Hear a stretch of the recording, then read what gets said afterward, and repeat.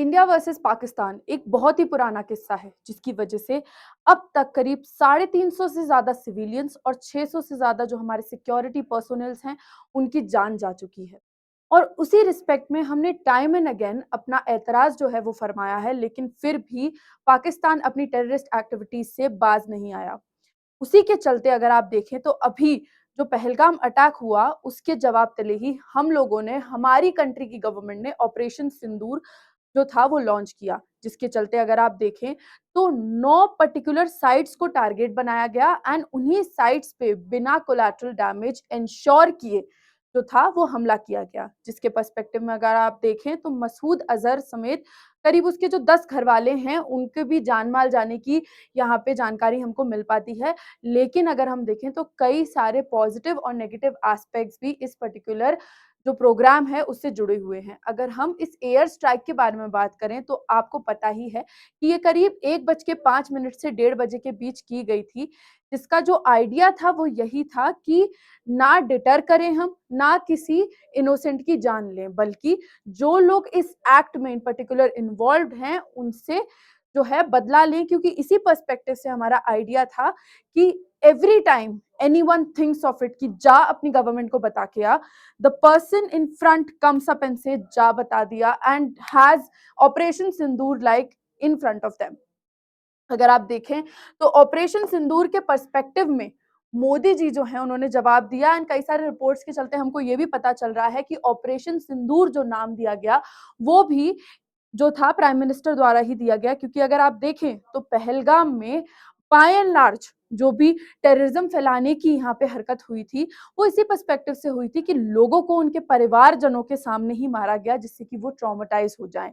And जवाबदेही में यही मांगा गया कि अपनी गवर्नमेंट को जाके कंप्लेन करो, क्योंकि जो पीस एस्टैब्लिश होने की कोशिश हो रही थी जम्मू और कश्मीर में उसको एस्टैब्लिश ना होने दें एंड हमारी कंट्री में डिवाइड क्रिएट करते हैं with respect to Hindu and Muslim communities. यही आइडियोलॉजी है जो गेस की जा रही थी। बट अगर आप इस पूरे एक्ट को खोल के देखें तो इस पे गवर्नमेंट ने काफी प्रोएक्टिव डिसीजंस लिए, फिर चाहे वो इंडस जो रिवर है उस वाटर के तहत हो, हमारे जो भी पीस ट्रीटी हैं उसके तहत हो, हमारे डायलॉग्स, हमारे ट्रेड अफेयर्स, सारे एस्पेक्ट में ही हम लोगों ने देखा कि काफी सारे सिग्निफिकेंट डेवलपमेंट्स जो थे वो हुए। एंड उसी पर्सपेक्टिव से एक और बहुत बड़ा ऑपरेशन हुआ जिसके बारे में किसी ने सोचा भी नहीं था, और जो मोदी गवर्नमेंट है उन्होंने अपना सरप्राइज एलिमेंट बरकरार रखते हुए इस पर्टिकुलर ऑपरेशन को किया, जो कि था ऑपरेशन सिंदूर। अगर हम ऑपरेशन सिंदूर को कंसिडर करें तो आई एम श्योर कि आप सुबह से काफी सारी खबरें सुन रहे होंगे, बट इस पर्टिकुलर वीडियो में आपको मिलेंगी काफी ऐसी अनएक्सप्लोर्ड एस्पेक्ट्स जिसके बारे में अभी तक भी किसी ने बात नहीं की है। तो आप बने रहिए इस सेशन के अंत तक, क्योंकि आपको कुछ पॉजिटिव्स भी इस पर्टिकुलर एस्पेक्ट पे मेरे यानी कि नंदिनी द्वारा लेट्स क्रैक यूपीएससी सीएससी के माध्यम से मिलेंगे। तो अगर मैं इस पर्टिकुलर केस की शुरुआत करूं और हम अपना डिस्कशन चालू करें तो डिस्कशन स्टार्ट होता है सबसे पहले टारगेट कैंप्स पे, क्योंकि हम लोगों को ये समझना होगा कि जो टारगेट कैंप्स थे वो क्या क्या थे और उनको एसेंशियली कैसे आइडेंटिफाई किया गया था। तो अगर मैं आपको बताऊं तो जो 9 साइट्स टारगेटेड थी वो थी बहवालपुर, मुरीद के, मुजफ्फरबाद, कोटली, गुलपुर, महमूना इन सियालकोट, बरनाल, सवाई और सरजाल। इसके साइट्स के बारे में, हम आइडेंटिफिकेशन के बारे में अगर थोड़ा गौर फरमाएं तो यहाँ पे हमको थोड़ा मैप पे फोकस करना पड़ेगा और समझने की कोशिश करनी पड़ेगी कि एक्चुअल में जो रीजन था वो क्या था। तो जैसे अगर हम सवाई नाला कैंप की बात करें तो यहाँ पे लश्कर ए तैयबा के कैंप्स लोकेटेड थे। ये आपका 30 किलोमीटर अंदर लोकेटेड है पाकिस्तान के, जो कि एक की ट्रेनिंग सेंटर हुआ करता था, इसीलिए इसको टारगेट बनाया गया। वहीं पे अगर हम बात करें सैयदना बिलाल कैंप की तो यहाँ पे जो लॉजिस्टिक्स हैं और एमिनेशंस है, आर्म्स है, वेपन्स जो हैं उनको रखा जाता था, इसीलिए इसको भी डिस्ट्रॉयड किया गया, जो कि एक जैश ए मोहम्मद की साइट थी। वहीं हम गुलपुर कैंप की बात करें तो अगेन ये 30 किलोमीटर है एलओसी से। ये सारे ही एरियाज जो आइडेंटिफाई किए गए थे वो काफी ज्यादा सेंसिटिव थे, जिसमें अगर आप देखो कि पुंछ में जो अटैक्स हुए थे, जो हमारे पिलग्रिम्स पे अटैक हुए थे 2024 में, उसमें यहाँ इस एरिया का बहुत ही तगड़ा इन्वॉल्वमेंट था। वहीं पे अगर हम बरनाल कैंप की बात करें तो ये आपका 9 किलोमीटर है एलओसी के अंदर, जो कि आपकी हैंडलिंग फैसिलिटी के काम करता है। वहीं पे हम बात करें कोटली अब्बास की, तो ये आप देखोगे कि 13 किलोमीटर अंदर है, जो कि 15 टेररिस्ट की ट्रेनिंग करवाता है, क्योंकि इसकी अकोमोडेटिंग जो आपकी कैपेसिटी है वो यही है। वहीं हम सरजाल कैंप की बात करें तो ये आपका 6 किलोमीटर है इंटरनेशनल बॉर्डर के अंदर जाके, जहाँ पे जेएनके में 2025 मार्च में जितने भी अटैक्स हुए उन सारे टेररिस्ट की जो ट्रेनिंग है वो इस पर्टिकुलर कैंप में हुई थी। अगर हम आगे बढ़े और जाने महमूना जॉय कैंप के बारे में, तो यहाँ पे मेजरली जितने भी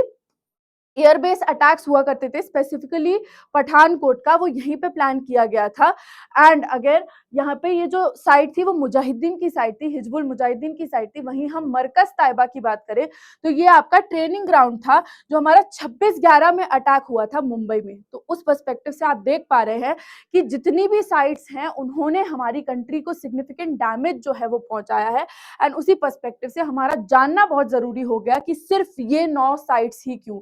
जिसमें पाकिस्तान मिस इन्फॉर्मेशन फैलाने की कोशिश कर रहा है टाइम एंड अगेन, कि अगर आप देखें तो उस तरफ से हमको न्यूज आने को देखने को मिल रही है कि सिविलियंस भी इंजर्ड हुए हैं, हमारे सिविलियंस भी मारे गए हैं। जबकि ऐसा कुछ नहीं है, क्योंकि बिना किसी कोलैटरल डैमेज के ही इस पर्टिकुलर एक्ट को, इस पर्टिकुलर इवेंट को, ऑपरेशन को प्लान किया गया था और इंश्योर किया गया था कि प्रिसिजन टारगेटिंग ही रहे, यानी कि जो आइडेंटिफाइड टारगेट्स हैं सिर्फ उन्हीं पे हमला बोला जाए, ना कि किसी भी मासूम की जान जाए। तो उसी पर्सपेक्टिव से आप लोगों को भी मेंटेन करके रखना है कि किसी भी प्रकार की मिस इन्फॉर्मेशन को आप हवा ना दें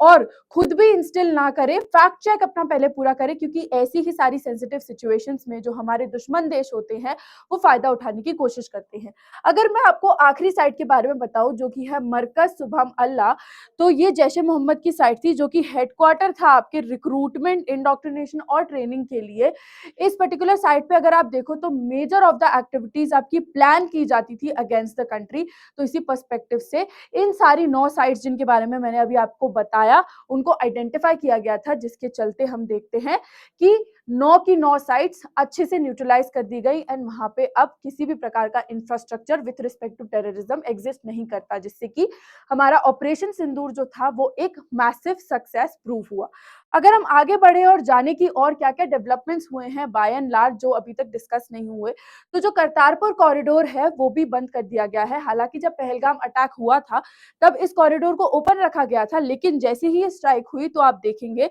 कि करीब 500 टूरिस्ट जो थे वो चाहते थे कि वो करतारपुर जाए, लेकिन उन लोगों का जो ये परमिशन था वो डिनाई कर दिया गया। किस पर्सपेक्टिव से? क्योंकि जो हालात है अभी क्रॉस बॉर्डर वो थोड़े ठीक नहीं है। 500 लोगों ने अप्लाई किया था, करीब 100 लोग वहां पे पहुंच भी चुके थे, लेकिन उन सबको बॉर्डर जो पार करने की है वो इजाजत नहीं दी गई। एंड उसी पर्सपेक्टिव से अगर आप देखें तो यहाँ पे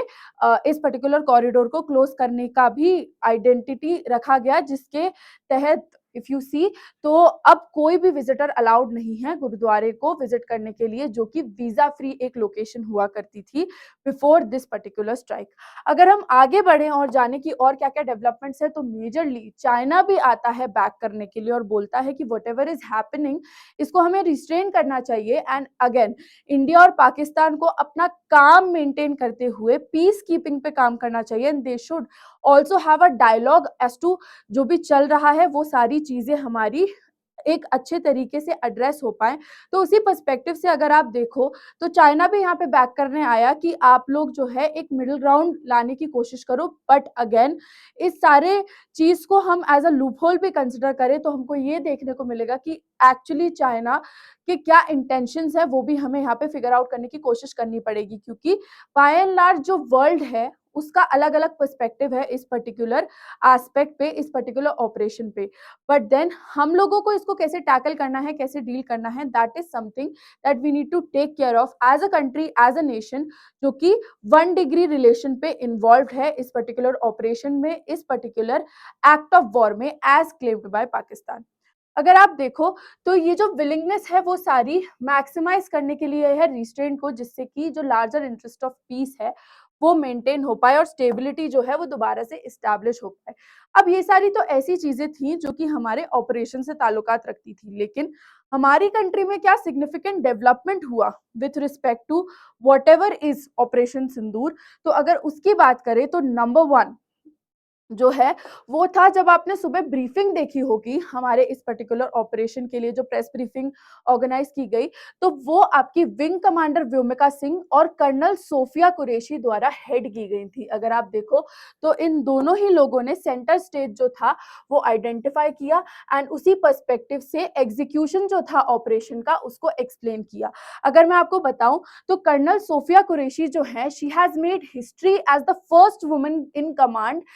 जो कि इंडियन आर्मी कंटिजेंट को लीड करते हुए एक मल्टीनेशनल मिलिट्री सर्विस जो है उसकी ब्रीफिंग दे रही थी। 2016 में she has also led a exercise force 18 का team and you will also see that she is the only female commander जो कि 18 पार्टिसिपेटिंग कंटिजेंट्स में एग्जिस्ट करती है। अदर देन विच अगर मैं आपको व्योमिका सिंह के बारे में बताऊं तो व्योमिका सिंह जो है she has extensive experience operating helicopters like Chetak Cheetah and अगर आप देखें तो शी